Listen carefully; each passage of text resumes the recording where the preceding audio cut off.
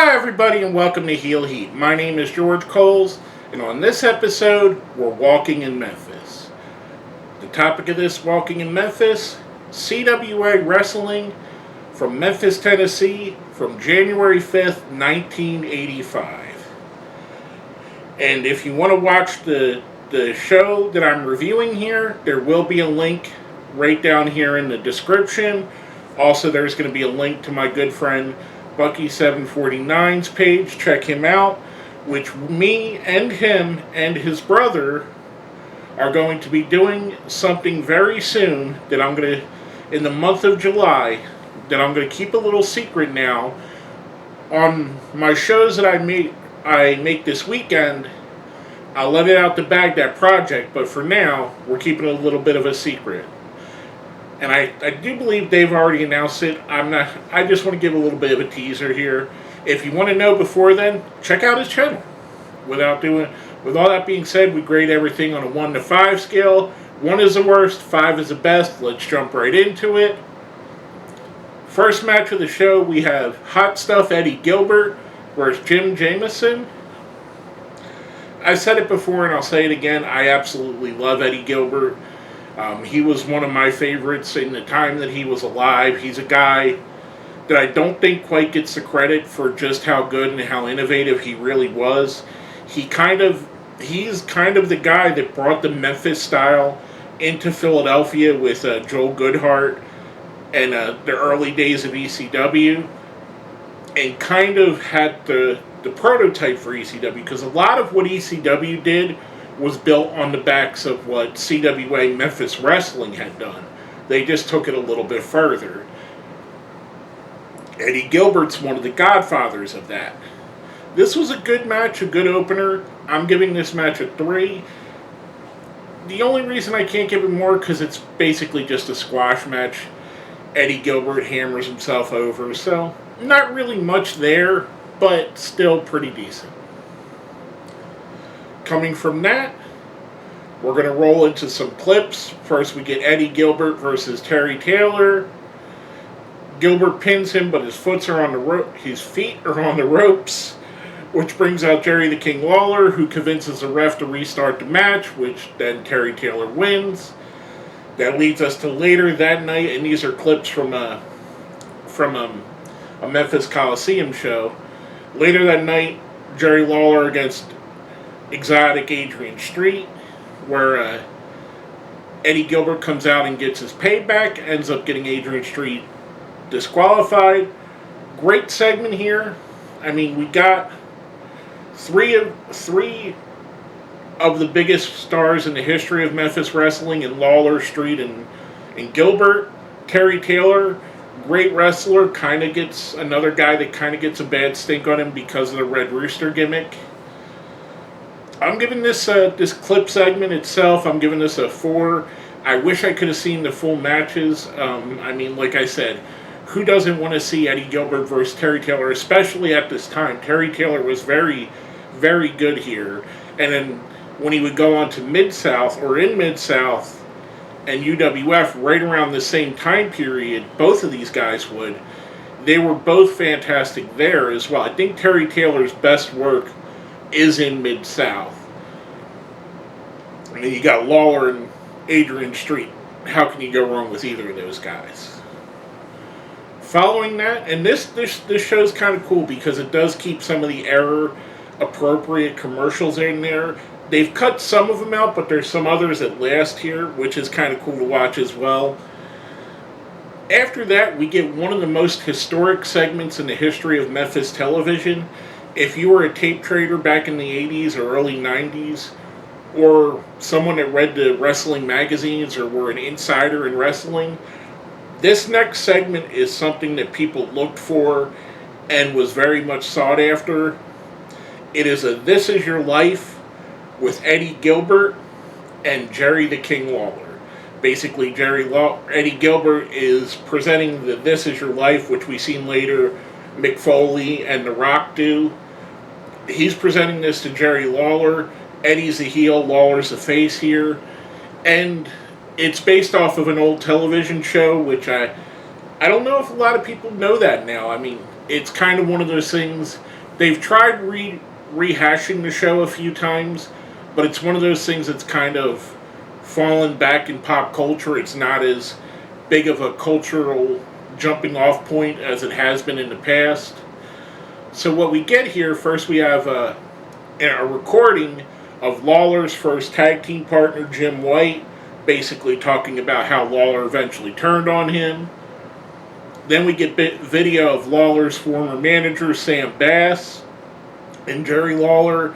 And, we learn Eddie Gilbert plays it up that Jerry Lawler is the reason that Sam Bass got in a car accident and died. Kind of really morbid there, and it kind of a downbeat on that. Next up, we have Tommy Gilbert talking about Jerry Lawler screwing him over, and Tommy Gilbert's actually there. Then we have Playboy Frazier, also known as Uncle Elmer or Plowboy Frazier. And then he's also there talking about how Jerry Lawler's held him back. Then we get videos of Andy Kaufman and how Lawler continuously pile drove Andy Kaufman, which Eddie Gilbert says that is the reason that Andy Kaufman got cancer was from Lawler's pile drivers, which, wow, that would never play today. Then we get Jimmy the Mouth of the South Hart, who had an on-again, off-again feud / relationship with Jerry Lawler, and him talking about Lawler and how evil he is. All in all, a fantastic segment. Like I said, this is one of the most historical segments from Memphis television. Not matches, I mean, there's more historical matches. But as far as a segment, you'd be hard-pressed to find something as legendary and as good as this, with mentioning all the people that were there. I'm giving this a 5. It was fantastic. It still holds up. Yes, some of the terminology is a little cringeworthy now. Some of the places they went a little too far. But we're talking about almost a 40-year-old show at this point. Coming from that, we go to commercial, we come back. There's a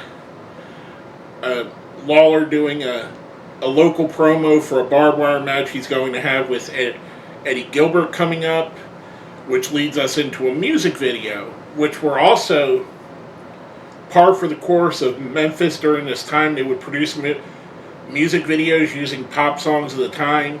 This one, a fantastic song, an underrated song in my opinion, The Warrior by a band called Scandal, which is an awesome song, amazing song, one of the best songs of the 80s in my opinion. We see highlights of Jerry the King Lawler set to this, and we're going to talk about this in a moment, where it shows him basically having the upper hand on Ken Patera, Hulk Hogan, Kamala, the Iron Sheik, and Jesse Ventura, and a couple other people are sprinkled in there. I remember Memphis doing this quite often, especially with Lawler. They would show Lawler being dominant over other territories and other companies' top stars. Hulk Hogan at this point, Hulkamania had started. Kamala, I believe, was in World Class at this point. Iron Sheik was in the WWF. Ventura was in the WWF. I believe Ken Patera was either in the WWF or the AWA. I'm not 100% sure at this time frame. But it was obvious what they were trying to do. They were trying to show that Jerry Lawler is better than their best guys. And they did this a couple times all through the decade. I remember seeing these videos like this often, which are kind of cool. I mean, it sticks in your head if you're thinking, Hulk Hogan's the best in the world, or he's being told that he's the best wrestler in the world. Well, I just watched Jerry Lawler beat him, so that means Jerry Lawler's at least on his level. Coming from that, we roll right into a match. Jerry the King Lawler versus a masked Inferno. I don't think this is one of the famous Infernos. I just think it's a guy that they put in a mask and called the Inferno. There were Infernos and assassins and medics and all kinds of other stuff that they would just put in masks, and it would be whoever's there. Lawler picks up the win here. Rolling that all as one thing, I'm giving that all a 5 between the segment, between Lawler, and just how great Lawler is. Watching Lawler is like watching a master painter paint, watching Jerry Lawler in a ring. And I don't even know that when I was a kid or younger that I respected how great Jerry Lawler was. I understood how great he was because he was a multiple time champion, but I never, until I really started really watching him as an adult and seeing just how amazing he was, it's kind of a gift and a curse that he is so tied to Memphis, because the bigger companies, Crockett, WWE, AWA he did some of.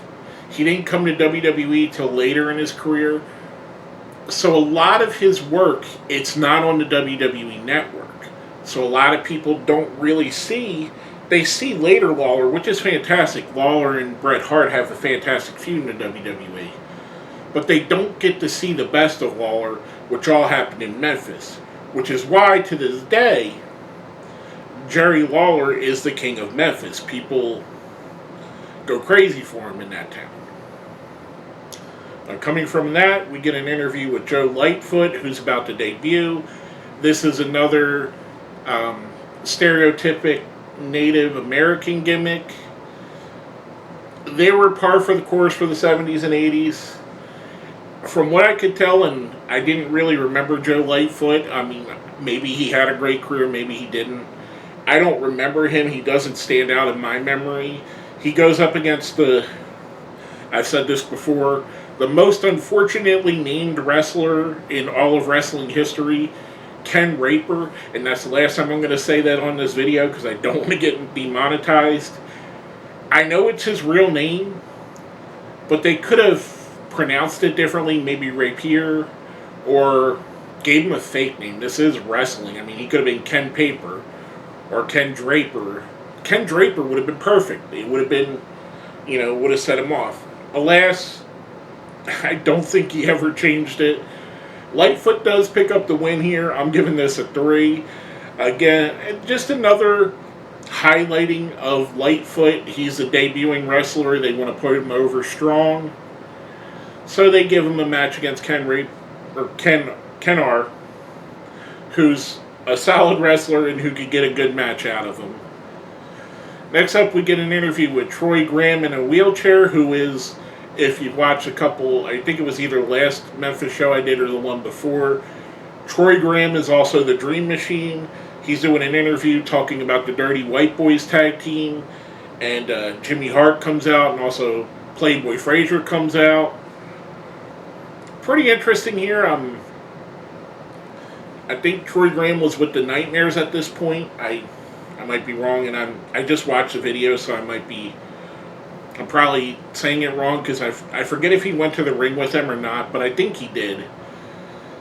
Or no, he didn't go to the ring with the Nightmares. He's with a different team at this point. It's slipping my mind right now, even though I just watched this. I don't know why. After that, we get a Nightmares interview, Ken Wayne and Danny Davis. This is without the masks.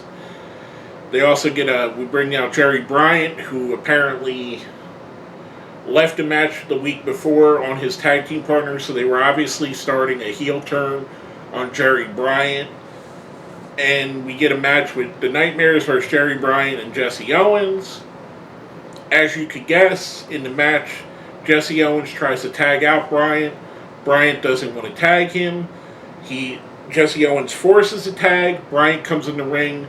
All three men beat up on Jesse Owens, and the Nightmares pick up the win here with Bryant turning on him. I'm giving this a 4. I thought it was even though it was telegraphed what was going to happen, the way they pulled it off was really good. Coming from that, we get a clip from with Adrian Street versus Johnny Wilhoit. Again, I like Adrian Street. Fantastic clip here. I wish I would have seen more of it. I'm giving this a 4. Adrian Street picks up the win on the clip. And then we come back to the Nightmares talking about they got the win. As you've seen before, Memphis ended with 2 out of 3 falls matches, which I actually don't think any of the ones I've reviewed, there might have been one where they actually got 2 falls, and I don't think I've seen one that's went to all 3 falls. So they're talking about, in the main event that is, they're talking about potentially forfeiting that they won the match, when Owens comes out, or Jerry Lawler comes out, and he's going to join Jesse Owens to be his tag team partner. They wrestle for a little bit, about 3 minutes or so, and then we get a time limit draw. The time runs out on the show. For the timing and it basically being nothing, I have to give it a 2 because it's really nothing. Even if they could have put it in where Lawler was a rallying force and he at least tied him up and beat one of the Nightmares in that time limit. I mean, he knew what he was working with, so for that I have to give it a 2. I can't even give it a 3 because it was very incomplete. Overall, the show is I would say a solid 4, maybe a 5. Like I said, you got one of the great clips in the history of Memphis wrestling. Jerry Lawler and Eddie Gilbert are all over the card. Adrian Street shows up a couple times. Troy Graham and Jimmy Hart interviewed Jimmy Hart twice in the show. The Nightmares, which are a great team at the time, are in here. You get video of some of the great moments in Memphis history with Andy Kaufman. You get Kamala, Hogan, Iron Sheik, Ventura. You get videos of all that on one show. Like I said, very enjoyable, very fun show to watch. Overall, I'm going to give it a 5. I'm going to give it the benefit of the doubt. I think it was a really solid show. And if you made it here to the end, please smash that like button, subscribe, share, and if you made it to the end, because this is because of the segment that made the show what it was, give me a "This Is Your Life" in the comments if you made it to the end. With all that being said, my name is George Coles, and we've been walking in Memphis.